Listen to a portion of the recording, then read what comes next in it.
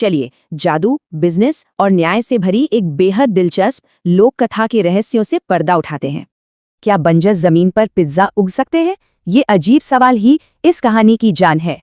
हमारे हीरो दीपक ने लालची जमींदार की गुलामी को सीधा ना कह दिया। उसे कुछ बड़ा करना था। जमींदार ने दीपक की जमीन हड़प ली थी और सबसे बड़ा रहस्य, यहीं से उसके दादाजी अचानक गायब हुए थे। खैर, अपनी खोई हुई विरासत वापस पाने के लिए दीपक ने एक गजब का मास्टर प्लान बनाया। लेकिन गांव वालों को ये शहर का पिज्जा बिल्कुल पसंद नहीं आया। उसका पहला आइडिया बुरी तरह फ्लॉप रहा। हद तो तब हो गई जब उस वापस मिली जमीन पर खूब मेहनत के बाद भी कोई फसल नहीं होगी।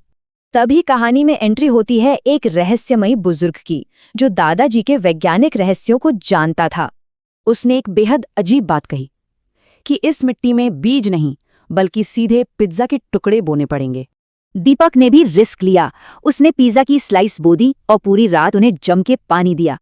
अगली सुबह जो हुआ वो किसी जादू से कम नहीं था। पूरा खेत गर्मा गर्म ताजे पिज्जा से भरा हुआ था। बिना देरी किए दीपक ने कमाल का दिमाग लगाया और इन जादुई पिज्जा को शहर में आधी कीमत पर बेचा। नतीजा 100% मुनाफा। इस अनोखे बिजनेस ने पलक झपकते ही उसके परिवार की किस्मत बदल दी। पर यह कामयाबी उस लालची जमींदार चौधरी को बिल्कुल हजम नहीं हुई। वो जलन से पागल हो उठा। फिर एक रात चौधरी ने बंदूक की नोक पर दीपक और उसके परिवार पर खेतों में ही हमला कर दिया। इसी भयानक रात में सबसे बड़ा राज खुला। दादाजी गायब नहीं हुए थे, चौधरी ने ही उनका खून किया था। और वजह?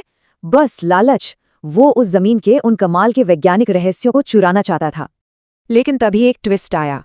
वो ही रहस्यमयी बुजुर्ग अचानक पुलिस लेकर सही मौके पर वहां पहुंच गया। इस तरह सालों पहले हुई हत्या से शुरू हुआ ये खौफनाक खेल आखिरकार चौधरी की गिरफ्तारी पर खत्म हुआ। जाने से पहले बुजुर्ग ने दीपक को समझाया कि इस जादुई विज्ञान का इस्तेमाल सबकी भलाई के लिए हो। दीपक ने भी बिल्कुल वैसा ही किया। उसने इस बेहिसाब संपत्ति का इस्तेमाल गरीबों को मुफ्त खाना खिलाने में किया। सवाल ये है, क्या ऐसी खोज का इस्तेमाल सिर्फ धन के लिए होना चाहिए या दुनिया की मदद के लिए?